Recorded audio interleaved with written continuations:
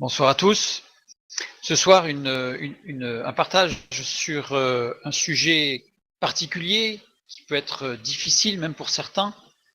Nous avons déjà abordé ce point-là il y a 15 jours au sujet de la Chine, avec la même question: comment pouvaient faire les peuples lointains pour connaître Dieu avant le christianisme? Et c'était l'Extrême-Orient. Aujourd'hui, c'est l'Amérique. L'Amérique qui, en plus, se trouve être complètement décollée, donc sur un autre continent, donc bien séparé de l'Europe, et donc du Moyen-Orient et de l'Extrême-Orient.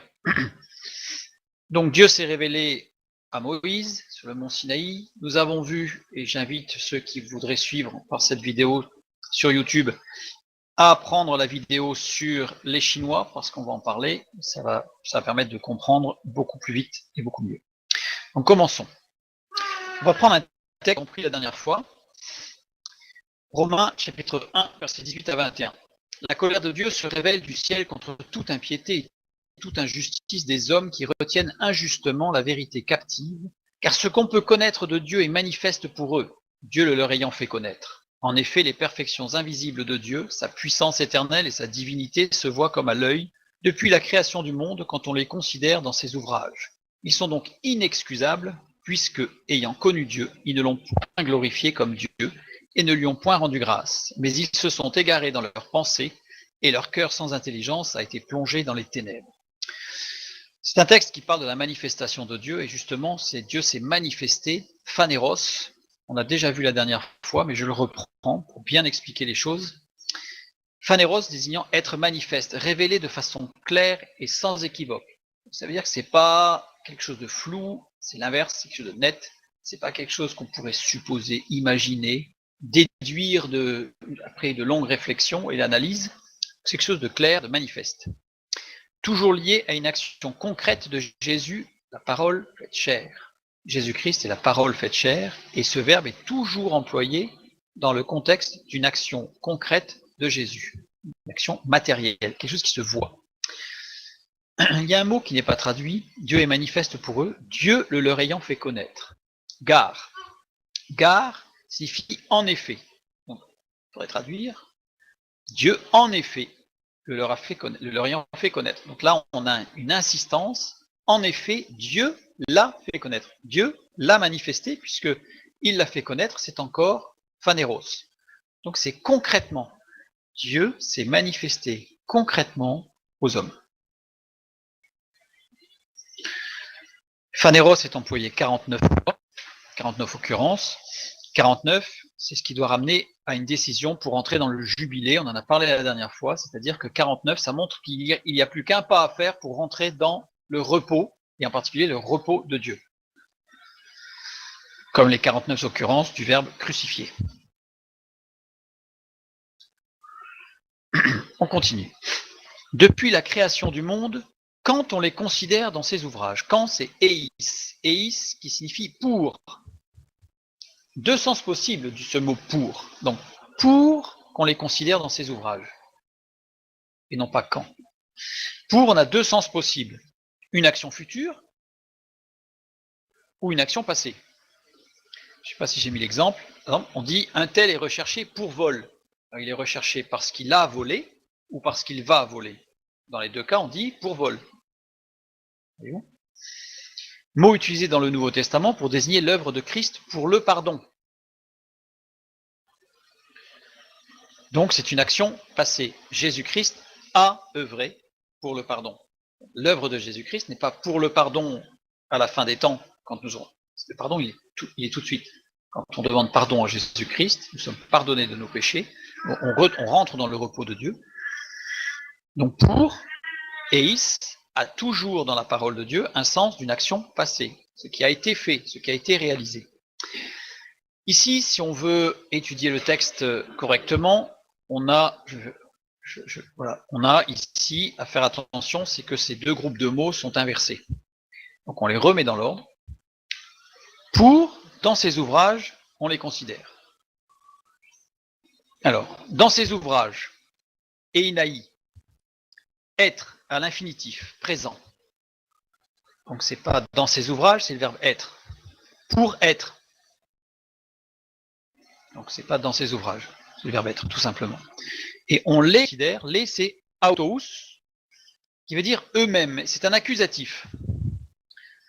Et le verbe considérer ici, anapologetos, qui est à la voix passive, donc pour être considéré, on va dire, sachant que ce mot est formé d'un préfixe privatif, an, comme imparfait, c'est l'inverse de parfait, privatif, et ensuite le mot qui vient de apologomai, pardon, qui veut dire séparé du logos. Ce mot a donné apologétique, c'est-à-dire une étude de la lettre stricto sensu. Racine de apologétique. Et l'apologétique, c'est le champ d'étude consistant à défendre de façon cohérente une position. Donc, on n'est pas dans la révélation, on est dans de la logique, dans quelque chose de structuré. Donc on est hors logos. Logos étant la révélation de Dieu, la parole de Dieu, Jésus-Christ. On parle d'apologétiste ou d'apologète. Alors, ce dernier terme ayant une connotation plus religieuse. Si on parle de quelque chose, d'une philosophie ou si on défend une position idéologique, même financière par exemple, on est un apologiste, pardon. Quand on défend une position spirituelle et chrétienne, on est un apologète. Petite différence pour bien comprendre le terme quand on le rencontre. Utilisé pour désigner la science des preuves de la divinité dans le christianisme en écartant la révélation. C'est-à-dire que ce que je disais, c'est une démarche logique et philosophique avant tout. On exclut dans l'apologétique tout ce qui concerne la révélation. Donc là, ça on a déjà vu. Hop. Alors, anapologeteus, ça signifie sans défense. Être sans défense. Donc si je reprends le texte, on a pour être eux-mêmes sans défense. Alors, on va regarder exactement ce que ça veut dire parce que c'est très précis. C'est un mot grec qui est très très précis. La loi en Grèce antique oblige chaque partie d'un procès à assumer soi-même la défense ou l'attaque. C'est-à-dire qu'il était interdit en Grèce antique d'être représenté. Les avocats, ça n'existait pas. Celui qui voulait porter plainte et accuser quelqu'un au tribunal, il devait aller lui-même accuser l'autre. Et l'autre devait lui-même se défendre. Mais ils se sont vite rendus compte que ça posait des problèmes, puisque tout le monde n'était pas capable de structurer une défense, ou une attaque, mais surtout la défense. Donc il était toléré de faire appel à un logographe. Le logographe, c'était celui qui écrit, grapho, la parole, logos, celui qui va écrire le discours. Et en général, celui qui devait se défendre faisait appel à un logographe, apprenait par cœur un discours, et il récitait son discours, pour être conforme à la loi. Donc il faisait appel à un logographe, aussi appelé le logopoios. Voilà, de poio, fabriqué, donc celui qui fabriquait le discours.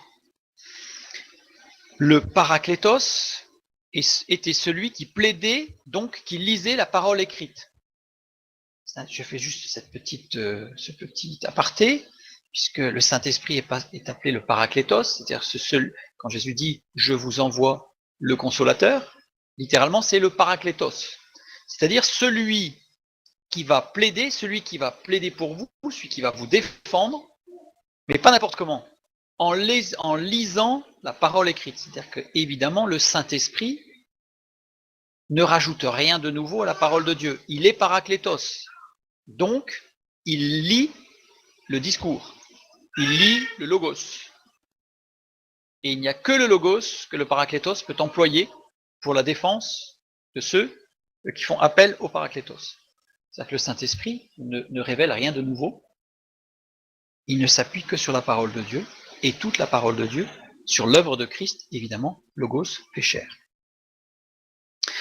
Donc, en rapport à la parole écrite, c'est-à-dire que c'est sans défense, ce mot anapologetos, c'est quelqu'un qui est sans défense par rapport à une parole écrite. Le texte de la parole de Dieu, en rapport, bien sûr, pour nous. Et c'est en rapport à un tribunal et un jugement. Évidemment, pour nous, qui avons la révélation de la parole de Dieu, ce texte prend toute sa dimension, puisque le Saint-Esprit est notre paraklétos, qui va s'appuyer sur cette parole écrite, la parole de Dieu, la Bible, qui va nous permettre, grâce à l'œuvre de Christ et à la grâce, de nous extraire du jugement dernier, de ne pas être condamnés, mais d'être justifiés par l'œuvre de Christ. Donc là, on a tout on sait quelques mots de l'apôtre Paul, sous la plume de Luc, qui est médecin helléniste, l'emploi de mots très précis qui décrivent exactement notre position spirituelle. Et lié en rapport à une incapacité de se défendre. Nous sommes, d'autres textes de la parole de Dieu nous montrent que nous sommes totalement incapables de nous défendre de notre péché, puisque nous sommes pécheurs devant Dieu, et donc condamnables, et sans Christ, condamnés. Donc tout ça, si je le reprends, je dirais que si je devais retraduire un petit peu ces mots pour résumer tout ça, au vu de ce qui est, et c'est le verbe être avec le eis qui indique quelque chose de passé, donc au vu de ce qui est depuis le passé, de quelque chose qui est actuellement, mais qui était avant et qui est, dans un logos écrit qui détaille et explique les faits, puisque je ne l'ai pas tout détaillé, mais le logographe devait bien entendu dans la défense évidemment détailler tout ce qui se passe, le pourquoi du comment, et se justifier par rapport à des faits, bien sûr. Qui justifie le jugement, c'est l'attaque, ou si c'est la défense qui va justifier le jugement d'acquittement, on justifie le jugement en tout cas, et qui amène une solution. L'objectif, c'est d'arriver à ce qu'il y ait un jugement, justement, à ce qu'on sache qui est coupable ou pas. Donc tout ça, présenté en quelques mots par l'apôtre Paul, de façon très, très simple à lire, mais très profonde, par rapport à l'action, évidemment, du paraklétos, comme je l'ai signalé tout à l'heure. Donc ça, j'ai expliqué tout ça pour montrer que tout homme, la parole de Dieu s'adresse à tout homme, et il dit que tout homme est pécheur, et que tout homme est sans défense devant Dieu, et que tout homme peut faire appel à un écrit logos pour sa défense, ou pour son salut, sa justification. Alors, pour nous, Européens, je dirais au Moyen-Orient, depuis 1600 avant Jésus-Christ, on a les textes, un peu après 1600, parce que 1600 c'est Moïse, mais assez rapidement après, il y a des textes qui nous sont parvenus. Nous avons vu il y a 15 jours que l'Extrême-Orient a rapidement eu aussi ses écrits au travers du Yijing. Aujourd'hui, nous allons voir un peu comment ça s'est passé pour les Amérindiens. Donc Dieu s'est révélé par sa parole aux hommes. Par la Torah, écrite environ 1600 ans avant Jésus-Christ. La Torah, c'est les 5 premiers livres de la Bible, écrits par Moïse. Par le Tanakh. Le Tanakh, c'est la Torah plus tous les autres livres de l'Ancien Testament, écrits entre 1600 et 400 ans avant Jésus-Christ. Voilà, au niveau du Moyen-Orient, du nord du Moyen-Orient, pour la parole de Dieu, voilà, avec un rayonnement, puisque la Bible nous dit bien que très rapidement, le peuple hébreu, puis le peuple d'Israël, a manifesté la puissance de la parole de Dieu. Et donc, elle était connue, cette parole de Dieu, et ce qui avait été énoncé par Dieu sur le mont Sinaï était connu de tous les autres. Donc, ça a rayonné tout autour, jusqu'en Égypte. Nous avons vu il y a 15 jours qu'il y a eu le Yijing, environ 2000 avant Jésus-Christ, en 2000 avant Jésus-Christ, donc qui est allé jusqu'au Moyen-Orient, puisque c'était le Yijing a été établi à l'est de la Chine, a priori, donc tout à l'est, du côté de la ville qu'aujourd'hui on appelle Shanghai. Voilà, avec ici voilà un transfert, puisque voilà, j'ai mis la référence de notre étude de la dernière fois, c'est-à-dire que ce sont les descendants de Noé, on va le revoir juste après, mais en particulier Japheth, qui est allé vers l'est, et les descendants de Japheth sont allés jusqu'au bout, et Japheth lui-même a retranscrit ce texte, la parole de Dieu au travers du texte en chinois ancien. Maintenant, la question qu'on se pose, c'est et les Amérindiens? Sur ma carte, qui est sur un globe, on voit les Amérindiens tout en haut, on les avait un peu oubliés là, mais ils sont là. Point d'interrogation. Ont-ils un mythe fondateur? On appelle mythe fondateur, par exemple, la Bible est appelée un mythe fondateur. Alors, le problème, c'est que le mot mythe a une connotation très péjorative, mais j'emploie un langage d'ethnologue. C'est les mots qu'il faut employer, donc un mythe fondateur. Et bien, on va voir, puisque nous avons vu que les Chinois avaient leur mythe fondateur, entre guillemets, c'est-à-dire le Yiji, qui reprend exactement les textes de la parole de Dieu, et nous, ici, nous avons la parole de Dieu. Mais les Amérindiens, qu'en est-il? Quid? Eh bien, ils ont un livre qui s'appelle le mythe fondateur amérindien, qui s'appelle le Popol Vuh. Donc j'en ai mis un exemplaire ici, c'est ce qu'on appelle un codex, c'est-à-dire ce sont des feuilles qui sont reconstituées de végétaux et qui sont cousues, assemblées les unes aux autres en accordéon comme ça, avec en général, pour page de garde et dernière page, une planche de bois, un morceau de bois. Parfois des feuilles, des grandes feuilles rigides, mais en général c'était du bois. Littéralement, à partir de l'expression kitché, alors le kitché on va en parler un petit peu, mais c'est la langue amérindienne de base, de départ, qu'on retrouve beaucoup chez le Maya, dans le Maya. Donc ça s'appelle le livre de la natte. Livre de la natte. Généralement, on le traduit plutôt par le livre du conseil. Le livre du conseil, parce qu'on va le voir, l'interprétation et la lecture du kitché est très très compliquée et difficile. Donc il y a plein de choses qu'on ne sait pas encore lire d'ailleurs, hein, et on se demande si on y arrivera un jour, puisqu'il faut vraiment faire des comparaisons, enfin, c'est très très fastidieux. En voici les premiers mots. Donc, voici les premiers mots du Popol Vuh qui ont été traduits du kitché. Ici, en kitché. Donc, je vous laisserai le soin de le lire. Parce qu'en plus, le kitché, il y a des sons qu'on ne peut pas retranscrire ici, puisque il y a des sons avec des claquements de langue, avec des roulements de gorge. Donc c'est très très compliqué. Pour y être allé et avoir entendu des gens qui parlaient encore le kitché, il n'y en a pas beaucoup, mais il y en a, c'est très surprenant. Donc on va le parler, nous on va le prendre en français. Donc c'est la racine de l'ancienne parole de ce lieu nommé kitché. Ici, nous écrirons, nous installerons l'antique parole, l'origine, le commencement de tout ce qui a été fait dans la nation kitché, pays du peuple kitché.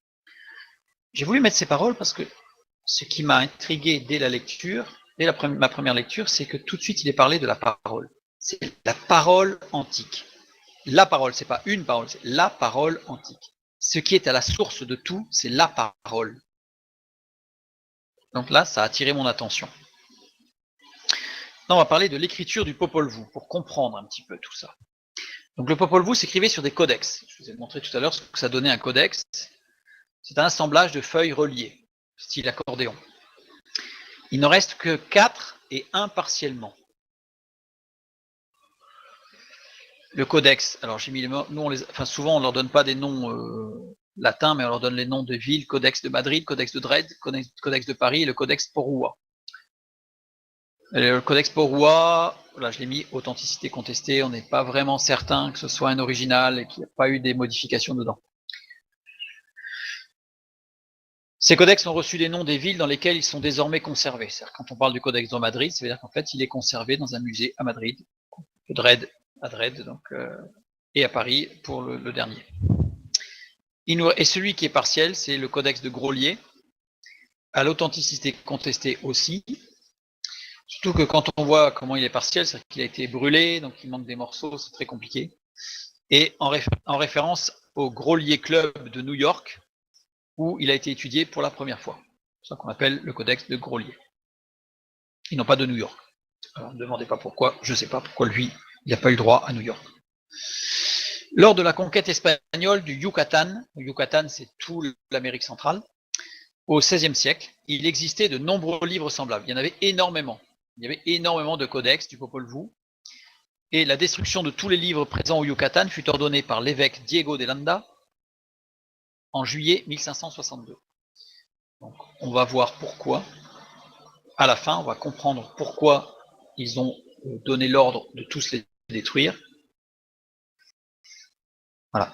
Maintenant, l'écriture du Popol Vuh. On a vu les supports, on a vu ce qui nous reste comme support de travail. Donc, vous voyez qu'il n'y en a pas beaucoup. Hein. Et l'écriture.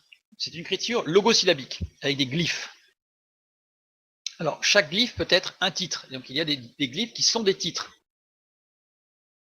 Par exemple, celui-ci. La barre de serpent est symbole de la haute noblesse. Donc, c'est-à-dire que quelqu'un qui avait ce glyphe sous son nom, par exemple, ou autour de son nom, signifiait qu'il faisait partie de la haute noblesse. Donc, on a des glyphes qui sont des titres.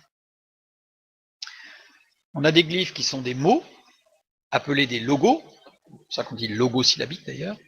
Voilà, ici, par exemple, ça veut dire ce glyphe. On a vu qu'en chinois, il y avait des idéogrammes, des sinogrammes. Ici, ce sont des glyphes. Donc là, c'est un glyphe. alors ça veut dire, c'est le portrait de. Et ça se prononce Ba'a. Alors quand j'écris en majuscule sous un glyphe, ça veut dire que le glyphe se prononce comme ça. Et quand j'écris en minuscule, je vais donner tout à l'heure ce que ça donne. Là, par exemple, on a un autre glyphe qui désigne le serpent, Shan. Shan. Alors Shan, d'autres glyphes qui se prononcent Shan veulent dire autre chose. Là, j'ai pris l'exemple du serpent. Certains sont ressemblants. Ici, Balaam, le jaguar. On y retrouve la tête du jaguar. Le serpent, ça ressemble un peu à un dragon d'ailleurs. Ici, c'est le jaguar. Et il y a des glyphes qui sont des syllabes. Par exemple, ce glyphe-là, ce n'est pas un mot, ce n'est pas un titre, c'est une syllabe. C'est le son B. Ou ici, on a le son chi. Un même mot, une même syllabe, pouvait s'écrire de différentes façons, soit pour apporter une nuance, soit pour le différencier. Deux personnes avec le même nom, par exemple, ou deux animaux que l'on veut différencier, par exemple, s'il y avait un guépard, plutôt un jaguar, parce que des guépards en Amérique, il n'y en a pas beaucoup. Donc un jaguar tacheté, par exemple, ou rayé, ou blessé, eh bien, on allait lui donner un nom qui allait se dire exactement de la même manière, mais qui ne s'écrivait pas pareil pour le différencier de celui qui n'était pas blessé, par exemple. Principe de l'écriture syllabique. On a un signe principal avec un exposant, un indice, un préfixe et un suffixe. Par exemple, ici j'ai vu je remets le jaguar. Donc c'est un glyphe qui désigne le jaguar. Donc là, ça se prononce Balam, c'est un seul glyphe. C'est pas des syllabes. On peut l'écrire comme ça. Ba-lama. On retrouve le Balam, puisque le dernier A ne se prononce pas, la voyelle finale ne se prononce pas dans les glyphes maya, ou quiché. Donc ici, on a le Balam. Mais on pouvait aussi écrire Ba-Balam. On pouvait aussi l'écrire Balamma, parce que dessous, il y avait un indice. Ou encore Ba-Balama. Là, on mettait les deux. Donc à chaque fois, on rajoutait une nuance, une subtilité, une petite différence. Voilà toutes les possibilités de construction d'un mot. Comme vous pouvez le voir, ça peut devenir très vite très complexe à lire. Parce qu'il y a un ordre donné et chaque glyphe qui est déjà compliqué en soi-même, alors en plus il était en plus petit, enfin, c'était très compliqué. Un exemple de texte, ce que ça peut donner une fois un texte écrit. Stèle de Piedras Negras, Chiapas au Mexique. Voilà. Donc là on a un texte par exemple, Maya, Quiché, à lire. Inutile de dire que c'est très compliqué. Alors ça se lit pas de droite-gauche, ça se lit, on part de la gauche, on prend 3 glyphes en bas, on lit à la verticale sur 3 glyphes, on décale sur la droite, on redescend de 3 glyphes, on fait un saut d'un glyphe, on remonte de 3 glyphes, on descend de 3 glyphes. C'est même pas linéaire, ni de droite à gauche, ni de haut en bas. C'est croisé, c'est très compliqué. Et une autre, bon là j'ai mis un autre exemple ici, donc ça c'est une sculpture en bois. Donc tout est sculpté. Fallait pas faire une faute d'orthographe, hein. Je pense une faute de glyphe parce que c'était un peu compliqué. Et maintenant, le codex de Madrid, une page qui a été imprimée. Donc là, celle-là, c'est une reproduction de ce qui était sur une pierre, donc tout était sculpté. Là, c'est en bois, sculpté ou gravé. Et là, c'est sur un codex, le codex de Madrid, c'est la page 71. Des glyphes, et on a en général de dieux, de demi-dieux ou d'objets. Voilà. Maintenant qu'on a vu comment ça s'écrivait et sur quoi, on va voir d'où vient le Popol Vuh. Je vais reprendre un petit peu ce que nous avons vu sur les Chinois. En 1999, une découverte de la pierre de Dashka. Cette pierre de Dashka, rendue possible par des notes, bon, peu importe. En tout cas, elle a été trouvée dans la République de Bachkirie, qui se trouve en Sibérie. Alors, on a trouvé une. D'après les notes qu'on en a retrouvées, il y en aurait au moins 200. Donc voilà une photographie de cette fameuse dalle. Oups. Pierre de Dashka, elle mesure 1,48 m de long, 1,06 m de large et 16 cm d'épaisseur, pour un poids avoisinant les 1 tonne. Ce qui est intéressant, c'est qu'elle est modelée de deux façons. D'abord, elle représente une carte de la Sibérie en relief, cartographie uniquement réalisable par vue aérienne, et elle est gravée d'idéogrammes chinois anciens. Ces deux aspects sont très importants pour la suite. Elle est composée de 3 couches successives de matériaux très différents. Donc, on a la dolomite, 14 cm d'épaisseur. Ensuite, la couche de diopside, 1,8 cm d'épaisseur, sur laquelle se retrouve la carte en relief de la Sibérie. Et une fine couche de porcelaine de calcium de 2 mm, sur laquelle se trouvent gravés les idéogrammes chinois ancien. Le Popol Vuh décrit la fabrication d'une telle carte en relief. Donc, le Popol Vuh parle de l'existence d'une carte comme ça en relief et explique comment elle a été produite. Voilà ce que dit le Popol Vuh, c'est entre guillemets TPU Gukumats planifièrent la terre pour l'homme. TPU Gukumats, le dieu serpent sous deux apparences. C'est-à-dire que on a le serpent à plumes, aussi appelé Kukulkan. On va voir pourquoi à la fin. Et alors, le serpent à plumes, c'est celui qui donne des visions. Et le serpent souverain de l'inframonde. En fait, c'est le même. C'est juste qu'il prend deux noms, deux apparences. Et pour l'homme, l'objectif dans le Popol Vuh, il est clair que l'objectif, c'est que l'homme ait la connaissance du monde. Il fallait lui donner de la connaissance. Donc le serpent, ou le serpent à plumes, TPU Gukumats, a enseigné l'homme pour qu'il connaisse le monde. Et ce que nous dit le Popol Vuh, c'est de là où ils étaient, TPU Gukumats, ils pouvaient voir le monde dans sa totalité, vue aérienne, et la Terre sèche ne formait alors qu'un seul continent. Puisque sur la Terre, si on se met à un endroit au-dessus de la Terre, on ne peut pas voir toute la Terre aujourd'hui. Par contre, à l'époque du continent unique, on pouvait voir toute la Terre. Donc cette pierre date d'avant le déluge. Le Yijing chinois et le Popol Vuh ont un point commun, en Sibérie. Et c'est de là qu'on va partir pour l'histoire du Popol Vuh. D'où vient le Popol Vuh?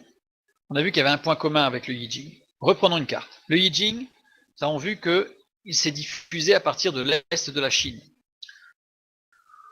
En Sibérie, on a retrouvé ici, donc dans la République du Bachkirie, cette pierre gravée, donc on sait que c'est venu au moins jusque-là, du côté de l'ouest.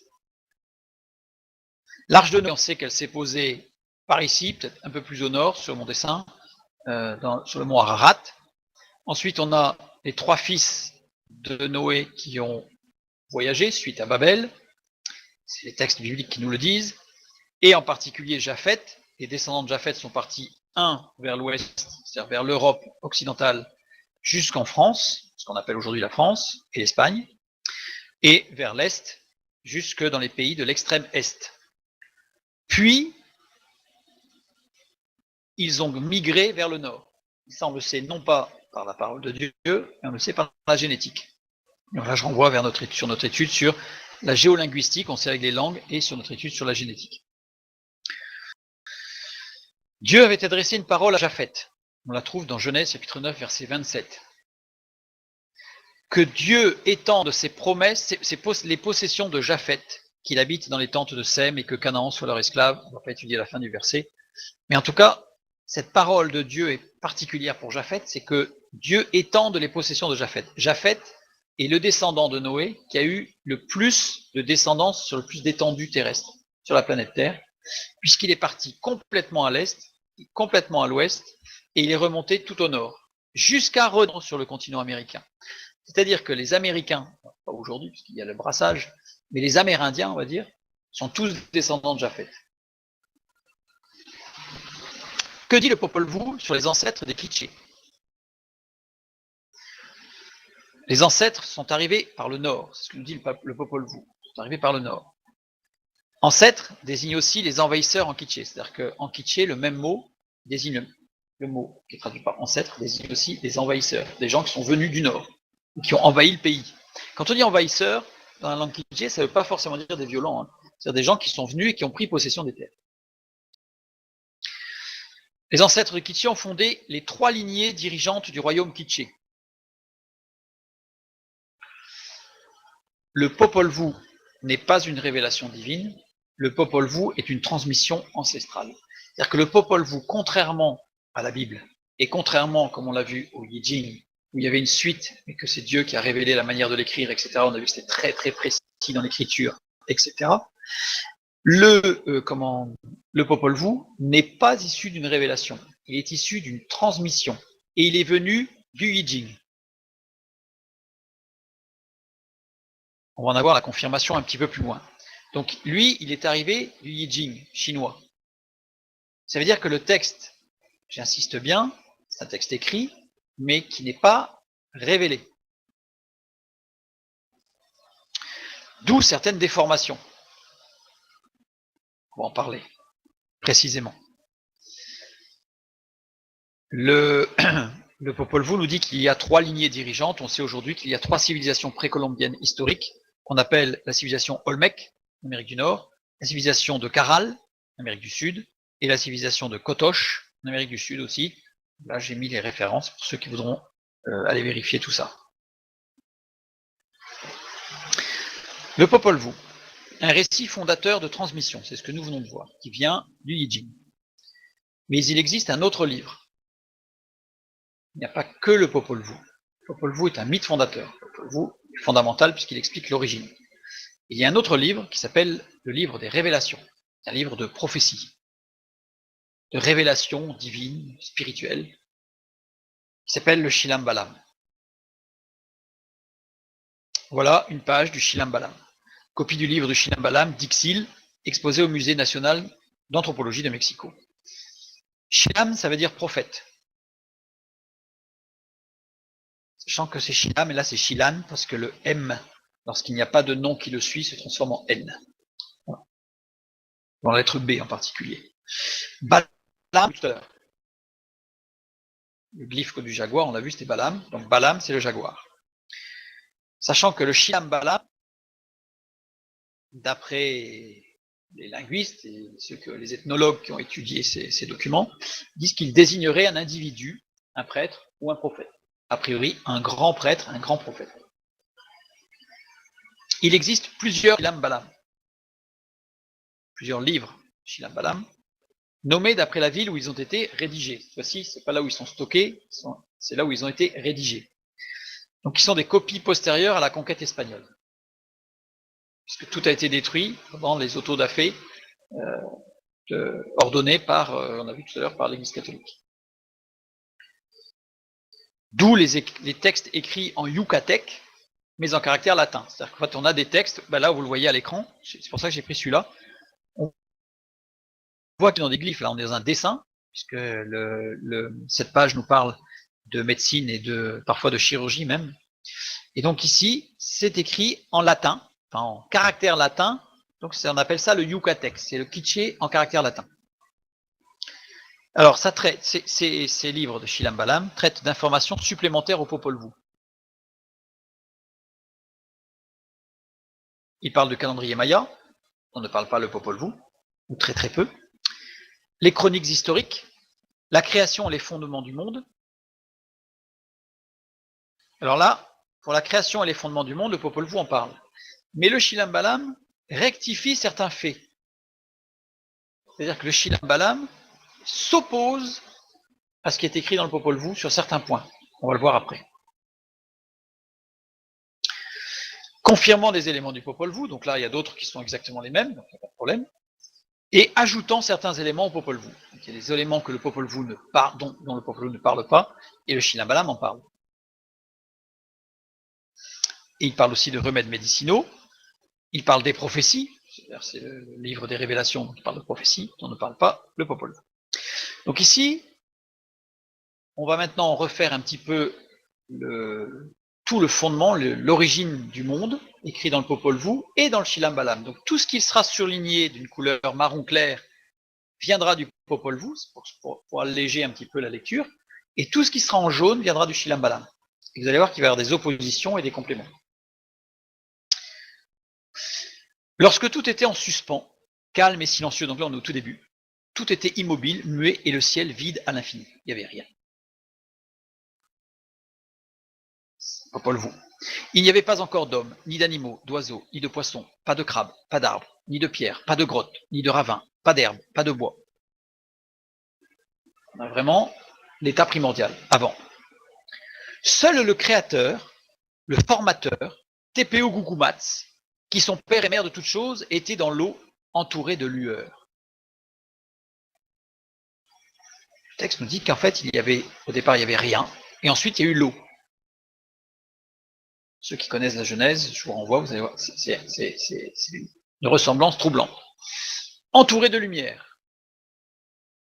Mais là, on a affaire à TPU et Gugumatz. Sachant que littéralement, on a dit que TPU, ça désignait le serpent à plumes, et Gugumatz, le serpent maître des profondeurs, de l'inframonde. Littéralement, TPU, ça veut dire roi, et Gugumatz, le serpent à plumes qui se cache sous l'eau.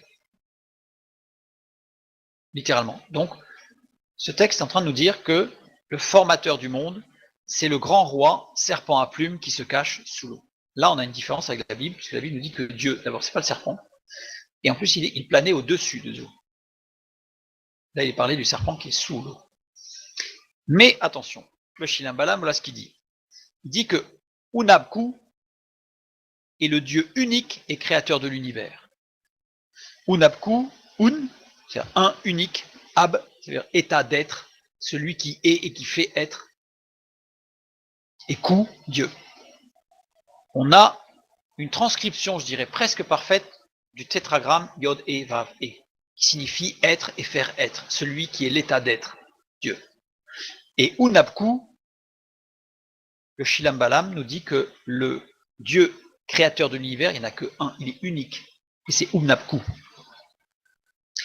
Unabku est esprit invisible, sans corps et sans aucune représentation. On ne sait pas, on ne peut pas le représenter. Et Unabku a créé le premier homme qu'il a placé dans un jardin parfait. C'est ce que nous dit le Shilambalam. Là, il s'oppose au Popol Vuh nous disant que c'est le serpent à plumes. Par contre, c'est le Popol Vuh qui nous dit que le premier homme s'appelle le Balam Kitse. Balam Kitse qui veut dire jaguar au doux rire, ou plus exactement, jaguar de plus en plus dans la joie. La destinée du premier homme, c'était le jaguar qui doit être de plus en plus dans la joie. On va voir pourquoi, évidemment. Unabku a fait don d'une femme au premier homme. Un don. Et ce que nous dit le Shilambalam, c'est que TPU Gugumatz s'est révolté contre Unabku.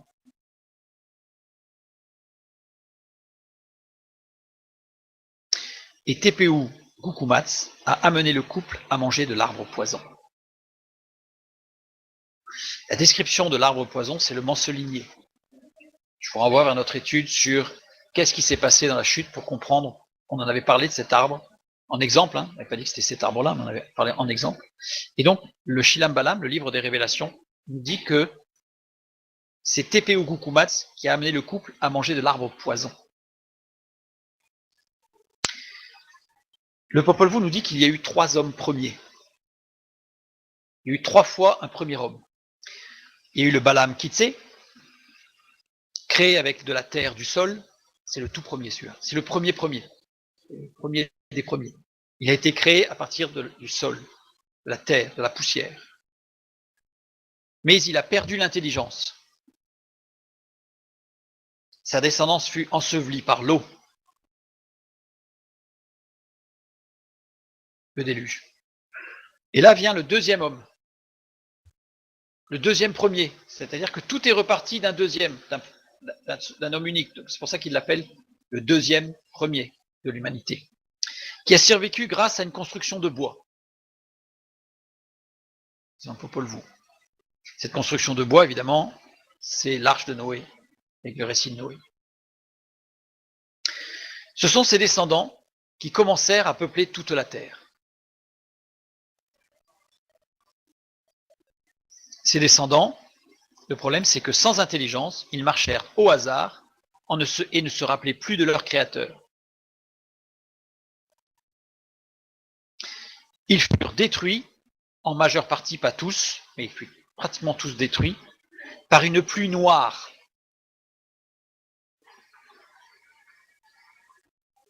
Sodome et Gomorrhe. Là, je vous renvoie vers l'étude de Sodome et Gomorrhe, pourquoi on parle de pluie noire pour Sodome et Gomorrhe. Et le troisième homme, il ne suit pas la période de la pluie noire, mais le troisième homme, eh bien, du nord arrivèrent les épis de maïs blanc et des épis de maïs jaune. C'est comme ça que parle le Popol Vuh pour dire que du nord de l'Amérique sont arrivés des épis de maïs blanc et des épis de maïs jaune. Reprenons la carte rapidement. Rappel sur l'origine du peuple amérindien.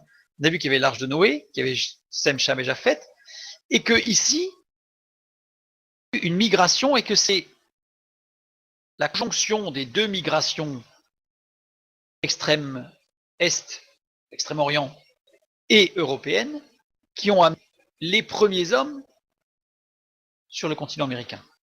Paul Vaud nous dit que venait du nord un maïs blanc, des maïs blancs et des maïs jaunes, et c'est à partir de ces maïs blancs et de ces maïs jaunes qu'a été formé le troisième homme, celui qui va donner le peuple amérindien. Donc c'est de ces épis blancs et jaunes que le troisième homme fut originaire. Donc le troisième homme n'est pas reparti à zéro de l'humanité, mais le troisième homme, c'est une expression pour dire d'où viennent les Amérindiens. Ils viennent de blanc et de jaune qui sont arrivés par le nord. C'est dans le Popol Vuh.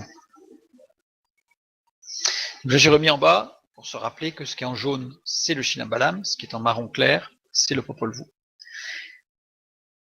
TPU Gukumats, ça c'est dans le Shilambalam, empêcha le troisième premier homme de rentrer en contact avec Hunabku, le créateur aimant.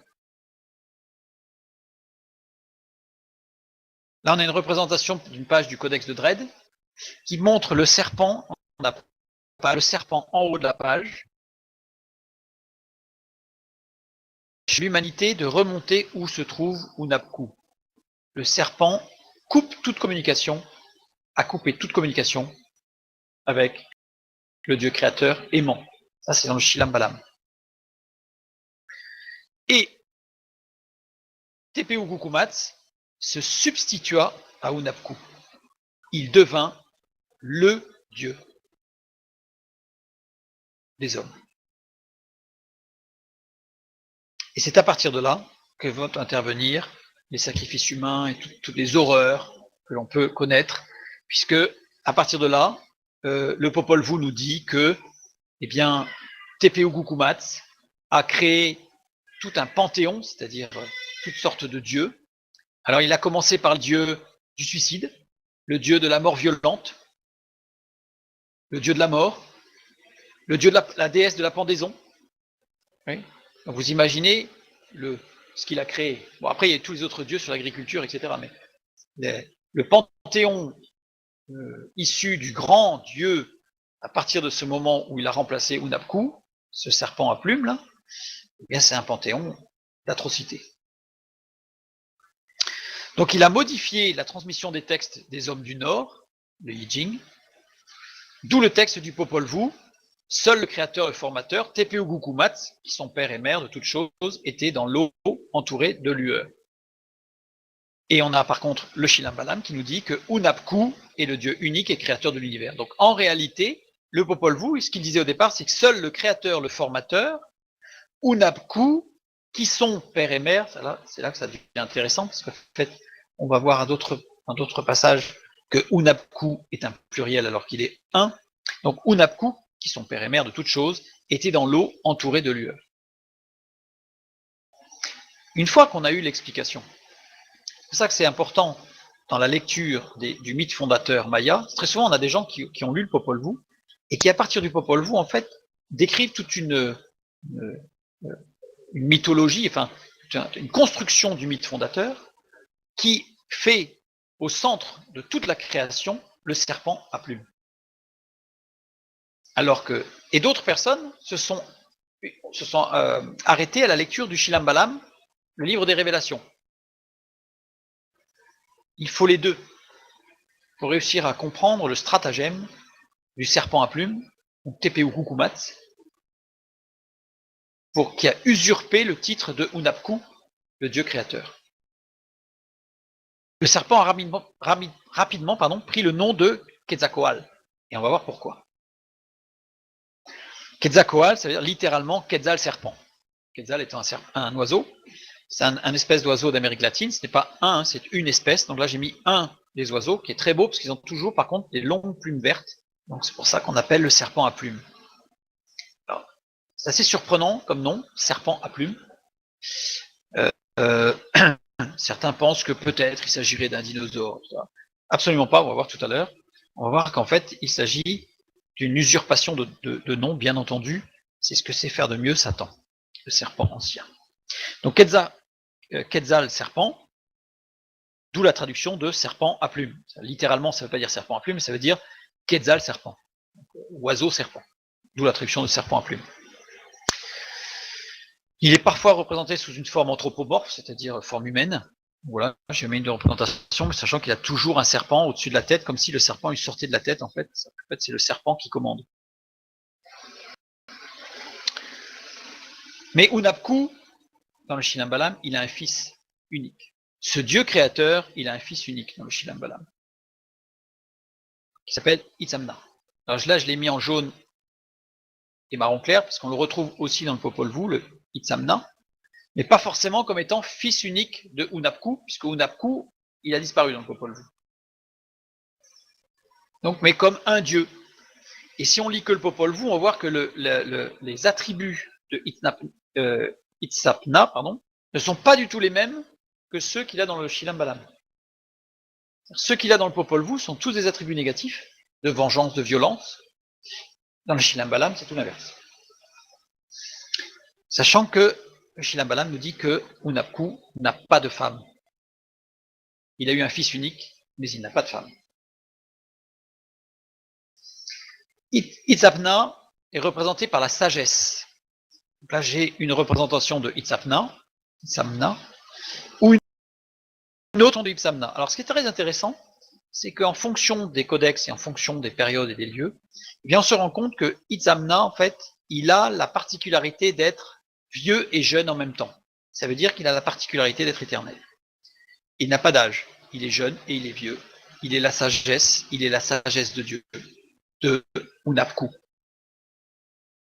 Il est toujours surmonté d'une coiffure très spéciale, qui est la coiffe du grand scribe. C'est-à-dire que Itzamna est le grand scribe. Il est le grand scribe, celui qui veille sur la parole, sur le texte. Et il est représenté par un Quetzal. On le voit ici. Donc ici, on ne le voit pas très bien peut-être. Donc là, j'ai coloré pour qu'on voit un petit peu mieux les différentes parties du Quetzal. Ici, avec toujours sa coiffure, évidemment, de grand scribe, qui le différencie d'une représentation d'un glyphe qui aurait représenté un Quetzal. Et là, on voit ici le Quetzal en train d'enseigner un scribe, puisqu'il est le grand scribe, donc c'est lui qui transmet la parole. Et ce qui est très intéressant, c'est que Itzamna, dans le Shilambalam, eh bien, il est souvent identifié comme Hunabku. Hunabku, il y a une erreur là, c'est Hunabku, Hunabku lui-même. En fait, si on lit le Shilambalam en faisant bien attention, on se rend compte que Itzamna est le fils unique de Hunabku, mais il est aussi Hunabku. Évidemment, pour un ethnologue, c'est très compliqué à lire. Pour nous, qui avons la connaissance de la vérité, c'est évident. Hunabku se révèle aussi sous la forme féminine de Shakshel. Je le mets parce que s'il y a des gens qui font des recherches, pour qu'ils puissent comprendre que Shakshel, c'est la représentation féminine de Hunabku. En fait, Hunabku a trois représentations. Il est Hunabku, le père, il est Itzamna, le fils, et il est Shakshel, une forme féminine qui est l'esprit, comme dans l'hébreu, puisqu'en hébreu c'est Dieu le Père, Dieu le Fils, et la Shekinah, qui est le Saint-Esprit, qui en hébreu est féminine, est au féminin, un mot féminin. Donc on a les trois. Sachant que chaque shell est transformé en X-shell dans le Popol Vuh. Parce que si vous tapez chaque shell sur Internet, vous allez voir par exemple dans Wikipédia, vous allez voir chaque shell, vous allez voir c'est X-shell. Et là vous allez partir sur toute la description du Popol Vuh de XL, c'est-à-dire une description inverse de ce qui est dans le Shilam Balam concernant l'une des personnes, l'une des représentations personnifiées de Hunabku. Itzhakna est aussi appelé Kinishau, Kinishau qui veut dire Seigneur, Kinish au visage solaire, c'est-à-dire que littéralement il est la lumière. Itzamna dans le Shilam Balam est la lumière. Jésus a dit je suis la lumière. Dans le Popol Vuh, il est aussi appelé Yaxko, alors Yaxkokamut, qui est l'oiseau prophétique. Je l'ai mis parce que c'était comme ça, mais attention, vous remarquez que c'est dans le Popol Vuh. Et il y a un piège. Dans le Popol Vuh, il y a un piège. À ce niveau-là, on va le voir tout à l'heure. Le Shilam Balam nous dit qu'il est le premier prêtre, le plus grand de tous les prêtres. C'est-à-dire qu'on a presque le texte de l'hébreu selon l'ordre de Melchizedek. On ne l'a pas dans le Shilam Balam, mais on l'imagine. C'est lui qui a inventé l'art sacerdotal de l'écriture. C'est lui qui est la parole personnifiée. Il est la parole, il est le texte. Et il transmet le texte au scribe. Du Shilam Balam, hein, pas du Popol Vuh. Parce que le Popol Vuh, on a vu que c'était une transmission orale, puis écrite, et transformée par le serpent à plumes. Et souvent, il est représenté comme étant le Quetzal, qui se prépare à être sacrifié. Représenté à l'heure sous la forme du Quetzal. Quand il est sous la forme du Quetzal, très souvent, pas toujours, il est représenté en train de se préparer à être sacrifié.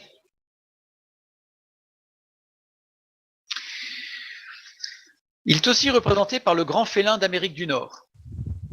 Nous savons que dans la Bible, le Fils de Dieu est appelé aussi le lion de Juda, puisque le grand félin du Moyen-Orient, c'était le lion. Et bien là, il est représenté par le grand félin de l'Amérique du Nord, savoir le jaguar. Donc il est représenté par le grand jaguar. Voilà un des glyphes pour le grand jaguar. Revenons à notre premier homme, tout à l'heure. Il s'appelait Baal Kitse. C'était l'homme heureux qui devait être de plus en plus heureux. C'était le jaguar, le premier jaguar qui devait être de plus en plus heureux. Qui obéit à Quetzalcoatl et mangea de l'arbre poison.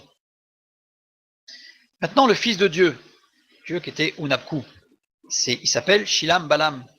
C'est lui, Shilam Balam, le grand prêtre qui s'est manifesté pour rectifier les erreurs du Popol Vuh, c'est le Shilam Balam. C'est le grand jaguar. Et d'ailleurs, dans les textes, il est dit que c'est un jaguar qui se manifeste, qui s'est manifesté pour révéler ses paroles. Donc c'est le Shilam Balam. Le jaguar grand prêtre, éternel, Hunabku lui-même est sagesse de Dieu. Il s'est révélé aux hommes et s'est préparé au sacrifice. Voilà ce qu'on a dans le Shilam Balam. Ça renvoie vers une lecture, pour ceux qui le souhaitent, de Romains chapitre 5, versets 12 à 15. Par un seul homme, le péché est entré dans le monde. Par un seul homme, le salut par grâce est offert. Alors le Popol Vuh ne date pas de 2000 ans avant Jésus-Christ, puisqu'il date de 1400, 1500 ans avant Jésus-Christ. C'est-à-dire qu'il y a eu le Yijing en 2000 ans avant Jésus-Christ, puis des migrations pendant à peu près 500 à 600 ans, migration vers le nord, et là, il y a eu aboutissement sur le continent américain et transmission du Popol Vuh, enfin sous forme du Popol Vuh, de ce qui a pu rester du Yijing avec des déformations en plus par le serpent ancien. Un glyphe, là on a un glyphe synthétique de la position de l'homme décrit par le Popol Vuh. C'est-à-dire que si on prend le Popol Vuh, et aussi d'ailleurs le Shilam Balam, mais surtout le Popol Vuh, j'ai ressorti ce dessin, ce glyphe, cet ensemble de glyphes, cette décoration, on peut dire, qui décrit de façon très synthétique la position de l'homme dans l'humanité. L'homme, là je le surligne en rose, pour qu'on le voit mieux. Enlacé par le serpent, que j'ai coloré en vert. Donc le serpent à plumes, hein, c'est-à-dire qu'en fait il a le bec, la tête est ici, ici on a tout le serpent à plumes qui fait tout le tour. Qui le tient dans ses griffes, les griffes elles sont ici, ici, il y en a un peu partout, il y a plein de griffes partout, qu'il est coincé dedans. Qui l'a bâillonné et lié, pour l'engouffrer dans un puits sans fond. Voilà la description de l'homme dans le Popol Vuh par rapport au serpent à plumes. C'est-à-dire que c'est un homme qui n'a plus aucune possibilité d'action, qui n'a plus aucune possibilité et qui est amené au fond d'un gouffre. Voilà la description de l'homme, de l'Amérindien dans le Popol Vuh par rapport au serpent ancien. On remarquera qu'il y a un texte au milieu, que le pied de cet homme est comme repris par le texte. Je ne dirai pas plus. Par contre, le Shilam Balam annonce une promesse, lui.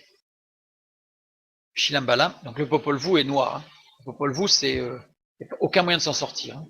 Les dieux les plus forts, c'est le dieu de la mort violente, le dieu de la déesse de la pendaison. C'est atroce. Donc il y a les sacrifices humains, il y a c'est abominable. Le Shilam Balam annonce quelque chose. Des êtres viendront de l'Est.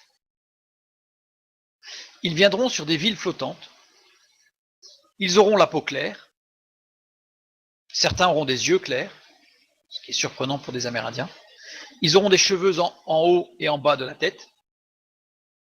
Ils ont des cheveux au-dessus, des cheveux en dessous. Les chefs auront une peau étincelante. Ils auront un corps en deux parties. Alors là, j'ai une erreur, mais j'ai noté les références ici, puisqu'il y a 7 prophéties du Shilam Balam dans des manuscrits qui nous restent, sur les manuscrits de Shumayel, Tizimim et Mani, le Mani étant une partie du codex de Peretz. Ils marcheront à 4 pattes, ces hommes, et parfois ils se couperont en deux et seront comme des hommes. Leur arrivée est prédite pour la 8e année de Katoun, 13 Aou. 13e Aou. Si on calcule dans le calendrier Maya, ça veut dire qu'il débuta en 1519, le Katoun 13 Aou, ça veut dire qu'en fait, c'était en 1527. Alors vous allez me dire, oui, Christophe Colomb, c'est en 1492. C'est juste, sauf que Christophe Colomb n'est pas allé dans le Yucatan, Christophe Colomb a abordé les îles. Et que les premiers à être rentrés dans le Yucatan, donc à l'intérieur des terres amérindiennes, je dirais en centre, c'était en 1527 et 28. Alors, il faut juste dire quand même que cette prophétie apparaît dans la 7e prophétie datée au plus tard du 11e siècle après Jésus-Christ. Parce que le Shilam Balam, c'est un livre de prophétie, un livre de révélation qui s'est étalé. C'est-à-dire qu'il y a des révélations dès le départ pour rectifier les choses qui avaient été écrites dans le Popol Vuh et déformées. Et ensuite, au fur et à mesure, on a la première révélation, la deuxième, la troisième, jusqu'à la 7e révélation. 7e révélation étant la dernière. Voilà. Et qui est apparue au 11e siècle, approximativement. On l'a dans le manuscrit de Mani, page 101 à 114, pour ceux qui voudraient le vérifier. Alors ici, ils viennent de l'Est. Donc là, j'ai pris une map monde avec le continent américain au centre. On a l'Est et l'Ouest. On sait tous que les conquistadors sont arrivés de l'Europe, donc de l'Est pour les Amérindiens. Des villes flottantes. Bien en fait, ils sont arrivés en bateau qui était énorme par rapport aux bateaux connus par les Amérindiens, parce que là, c'est la pirogue. Et si je la mets à peu près à l'échelle du bateau, ça devrait donner quelque chose comme ça. Donc forcément, pour les Amérindiens, c'était des bateaux qui étaient immenses, des villes flottantes. On nous dit qu'ils avaient ils avaient la peau claire, des yeux clairs et des cheveux en haut et en bas. Évidemment, les Amérindiens sont imberbes et ils ont vu arriver des conquistadors qui avaient de la barbe. Très surprenant.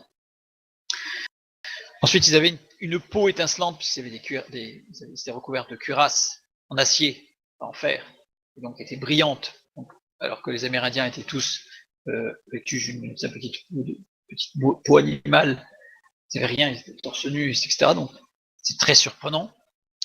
Et ceux qui parfois marchaient à 4 pattes, c'est qu'en fait, les conquistadors sont arrivés avec le cheval que ne connaissaient pas les Amérindiens.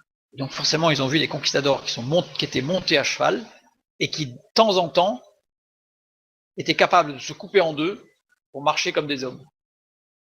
Puisqu'en fait, ils avaient l'impression que c'était qu'un seul corps. Donc c'est des êtres étranges, qui avaient 2 têtes, enfin, c'est des divinités, quoi. Voilà, et parfois ils marchaient. Voilà. Le Shilam Balam annonce une promesse au sujet de Hunabku. en particulier. Sachant que Unapku, ça veut dire littéralement celui qui vient bientôt, celui qui revient bientôt. Unapku, c'est Dieu, mais c'est aussi celui qui revient bientôt. Oula. Ces hommes, il y a une faute, hein.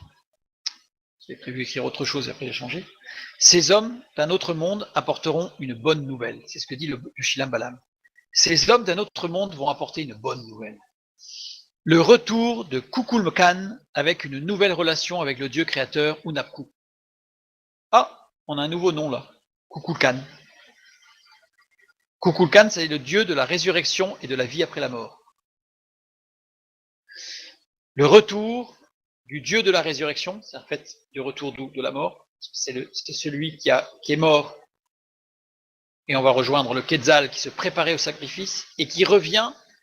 Mais quand il revient, il n'est plus Quetzal. Il est Dieu, le Dieu de la résurrection et de la vie après la mort. Il est le Dieu qui a vaincu la mort. Kukulkan.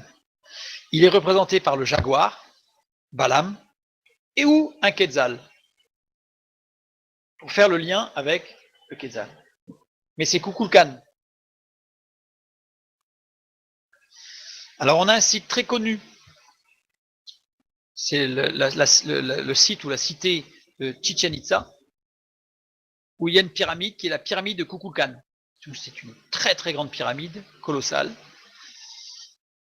Et au pied de la pyramide, ici, hop, on a deux statues qui représentent Kukulkan.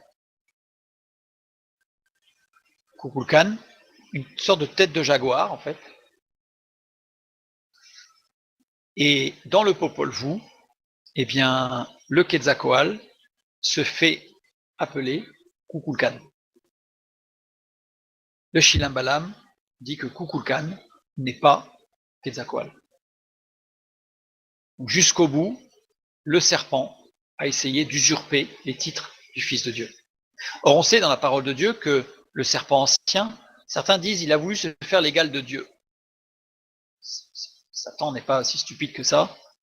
Satan a voulu se faire l'égal du Fils de Dieu. C'est pour ça qu'il a chuté. Ici, dans le Popol Vuh, il a pris la place du Fils de Dieu. Du fils de Unapku, qui est lui-même Unapku. Et il a pris le titre de Itzamna, qui est le titre de Kukulkan, le dieu de la résurrection, de la vie après la mort. Cette sculpture a une particularité, c'est que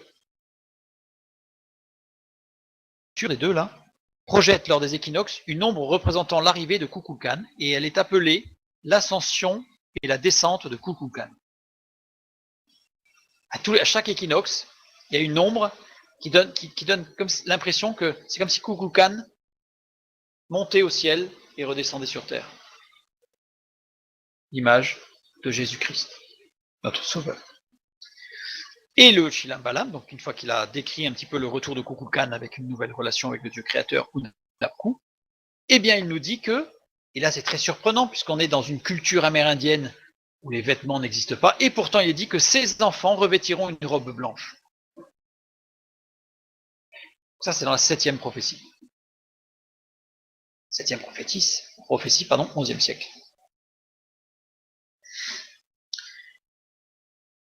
Et ce qui est très intéressant, c'est que ces promesses-là, on les retrouve dans tous les manuscrits. Puisqu'on a des manuscrits qui semblent, dans les villes où ils ont été écrits, ces manuscrits. Donc on a vu qu'il y a plusieurs villes où ils ont été écrits, ces manuscrits. Ça veut dire que tout le monde avait cette parole. Il n'y avait pas qu'à un endroit, un site qui aurait pu être très religieux, comme Chichen Itza, et le centre de Itzamna, du Quetzal. Mais dans tous les manuscrits, j'ai mis les références avec des pages où on retrouve la description de cette promesse du retour du Fils de Dieu et de la promesse de la résurrection et de la vie après la mort. Tous les manuscrits l'annoncent. Cela montre que c'était l'essentiel du message du Shilam Balam. En fait, il n'y a que deux choses qui se retrouvent dans tous les manuscrits. C'est cette promesse-là du retour du Fils de Dieu, et la description de l'usurpation du Quetzalcoatl du titre de Hunabku. Parce que sans cette information, il était totalement impossible de lire le Popol Vuh et d'y découvrir la vérité. Or, avec cette clé, tout est clair. Et ça veut dire que tout homme, toute femme, tout Amérindien, depuis qu'ils sont sur cette terre, avait le message de Dieu, qui au départ, certes, a été déformé, mais tout de suite a été rectifié par la révélation de Dieu. Dieu manifeste par l'écrit, par sa parole, à tout homme la vérité, pour qu'il connaisse la vérité et qu'il sache que Dieu lui tend la main. Avec cette promesse de la vie après la mort. Il n'y a pas un seul homme sur Terre, dans l'histoire de l'humanité, qui n'a pas eu cette information. Après le déluge. Après le déluge. Puisqu'avant le déluge, c'est un petit peu différent, mais là, c'est une autre histoire. Peut-être que nous l'étudierons un jour. Alors, je rajoute cette information, puisqu'on nous parle souvent des sacrifices humains. Et en particulier, si vous cherchez sur Internet et que vous allez voir comment la cité de Chichen Itza. Alors, je fais une petite parenthèse, parce que c'est quand même quelque chose d'extraordinaire. Vous voyez, cette pyramide, c'était exactement, il y a un escalier qui monte des quatre côtés. Mais là, sur ce côté-là, la façade ouest, je crois, c'est regarder vers l'est, hein, mais donc on se mettait à l'ouest. On se met là, même à une distance de 70 mètres, hein, et on tape dans la main. Automatiquement, la pyramide est construite de telle manière que la résonance du fait qu'on frappe dans la main, la pyramide émet un bruit en résonance qui est exactement le cri du Quetzal. C'est très impressionnant. Vous pouvez aller sur Internet, sur YouTube, vous tapez pyramide Kukulkan. Vous verrez d'ailleurs que très souvent ils vous disent que Kukulkan c'est le Quetzalcoatl, parce qu'en fait ça c'est le Popol Vuh. Donc, beaucoup de textes que vous allez trouver sur Wikipédia, etc. sont le Popol Vuh, mais on parle très rarement du Chilambalam. Et vous avez sur YouTube des vidéos, on voit les touristes qui tapent dans les mains. Alors imaginez quand ils applaudissent le Quetzal, en fait c'est comme s'ils chantaient. C'est très très impressionnant. On ne sait pas aujourd'hui comment ils ont réussi à faire ça. Et c'est la pyramide du Quetzal, c'est la pyramide de Kukulkan. Donc les sacrifices humains, eux par contre, certains vont vous dire sur Wikipédia, je ne crois pas sur Wikipédia, je me souviens plus, mais sur certains textes vont vous dire, eh bien sur cette pyramide-là, on faisait des sacrifices humains. Eh bien non, si on regarde bien les textes, cette pyramide-là n'a jamais supporté de sacrifice humain. Par contre, c'est la pyramide qui est juste à côté. Ici, on a la pyramide Kukulkan, ici en grand, et juste à côté, il y a une pyramide ici qui a été démontée. Elle a été démontée à partir du moment où ils ont eu cette promesse de la 7e prophétie de la venue du Fils de Dieu. Elle a commencé à être démontée. C'était la pyramide du serpent à plumes. Et c'est là que Fils humain. Et celle-là, elle ne fait pas de bruit. Évidemment, de toute façon, elle a été démontée. Alors, d'ailleurs, les scientifiques se demandent, est-ce que cette pyramide faisait un cri particulier du serpent à plumes? On peut en douter. On peut en douter. En tout cas, on a une fois de plus Satan qui a essayé d'usurper la promesse du Fils de Dieu en se faisant construire une pyramide qu'il voulait être semblable, se veut être semblable à celle de Kukulkan, de la pyramide de Kukulkan, mais elle a été complètement pillée, pas l'autre. Reprenons un petit résumé de tout ce que nous venons de voir. On a vu pas mal de choses, alors on a vraiment résumé, parce qu'il y a beaucoup de choses. Hein. Donc Dieu, Hunabku, a veillé à la transmission de son message du salut pour tous les hommes. Dans le Popol Vuh et dans le Chilambalam. Hein. Il a transmission par les descendants de Japhet, donc ça c'est, j'ai remis Hunabku pour nous identifier à l'histoire des Amérindiens, mais il est évident que Dieu qui a veillé à la transmission de son message, c'est Dieu. C'est Yahvé, c'est Yod et Vav et, c'est le Dieu de la parole de Dieu, évidemment. Il a veillé, et il y a eu une transmission par les descendants de Japhet, le Yijing, d'où l'importance et la nécessité de la précision du Yijing par rapport au Popol Vuh. Parce que Dieu savait très bien que ce Yijing allait servir d'appui pour le Popol Vuh, pour les Amérindiens. Satan, Quetzalcoatl, a déformé le message à son avantage. Le message initial. Et il a donné le Popol Vuh. Message déformé. J'ai mis ici une représentation que l'on trouve dans le Popol Vuh. C'est l'âme scribe qui écrit le bout de la gueule du serpent.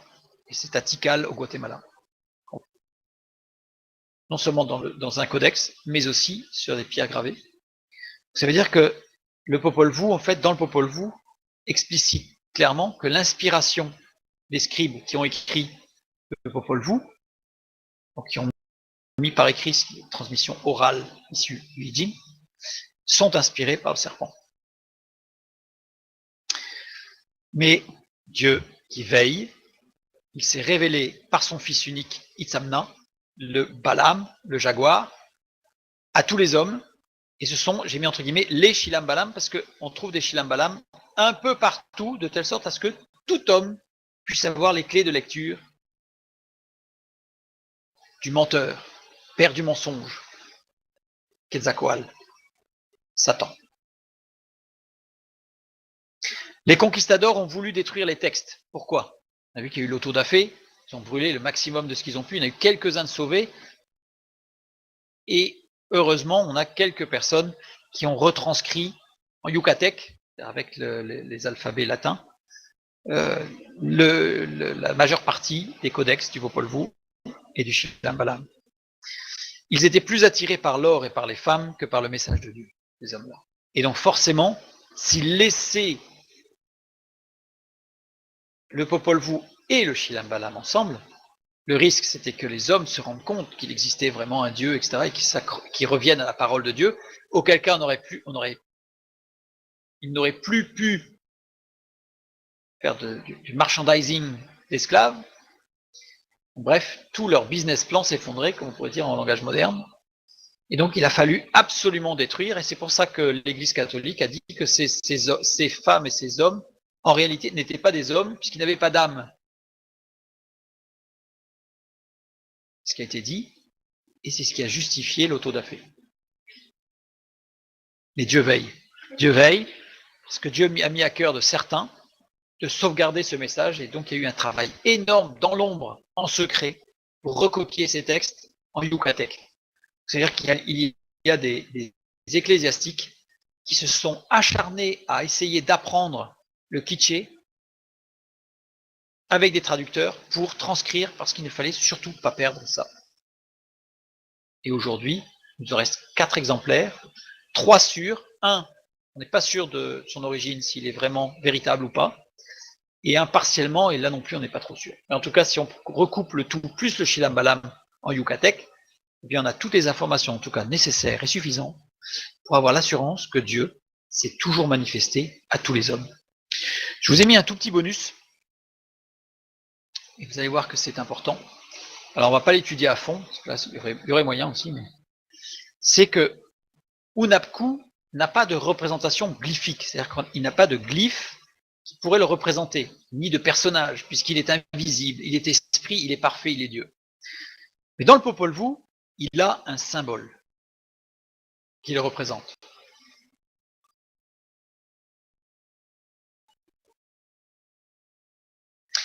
Représentation symbolique de Shangdi dans le Yijing. Dieu, en chinois, dans le Yijing. Vous allez me dire, mais c'est le yin et le yang. Oui, mais parce que le yin et le yang a été récupéré, parce que c'était un symbole de Dieu, et il a été, rappelez-vous ce qu'on avait dit sur le Yijing, c'est que c'est un livre qui a été récupéré, soi-disant comme étant un livre de divination, alors que c'était un livre de révélation. Pas la même chose, la révélation de Dieu. Et Shangdi, le nom de Dieu, a été dévoyé pour devenir une sorte de courant d'air énergétique, d'énergie cosmique, dénué de toute personnalité, il n'est plus une personne, et c'est ce qui est utilisé dans le Yijing. Dieu est le centre et la dynamique de toute chose dans le Popol Vuh. et dans le Shilam Balam, surtout le Shilam Balam, nous dit que Unapku est le centre de toute chose et la dynamique de toute chose. C'est-à-dire que rien ne peut être et ne peut être animé sans Dieu. Et on a une représentation comme ça. À savoir qu'on a bon alors je vais pas expliquer tout ça, mais les niveaux, la loi de la logique de l'univers, et tout ce qui est c'est tout ce qui est non matériel. C'est-à-dire qu'en fait, on a des choses matérielles, on a des choses non matérielles. L'amour, puis pour les Amérindiens, le vent n'était pas matériel, parce que c'était quelque chose qu'on ne pouvait pas saisir. Donc tout ça, et Dieu était au centre, et c'est lui qui animait tout. Et tout était, je dirais, Unapku centré. Dans le Shilambala. Si je prends le Yijing, avec Shangdi, le symbolique de Shangdi, pas le nom, hein, la symbolique de Shangdi, eh bien Dieu est le centre et la dynamique de toute chose dans le Yijing.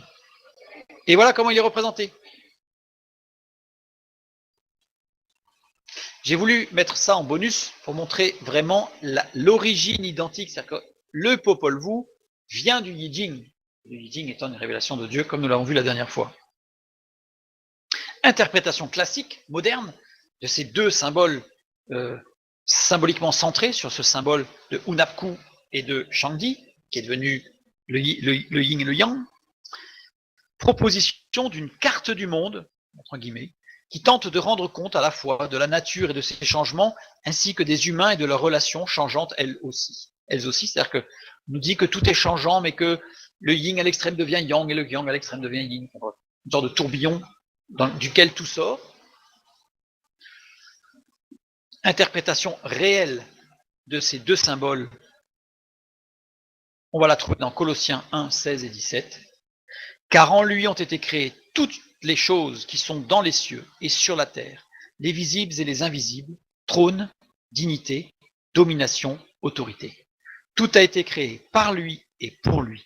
Il est avant toute chose et toute chose subsiste en lui. Ça, c'est le message de la parole de Dieu. C'est le message du Yijing originel, je dirais, non dévoyé à partir de 213 avant Jésus-Christ, le Qin Shi Huang. Et c'est le message originel du Shilam Balam en appui sur le Popol Vuh, le Shilam Balam qui permet de gommer, de supprimer tous les mensonges du Quetzalcoatl, de Satan, du serpent ancien, dans la transmission aux hommes du message de Dieu. Dieu a toujours veillé sur son message écrit, sachant que l'écriture, le texte écrit, la parole, a toujours été le Fils de Dieu. Que Dieu vous bénisse et à bientôt.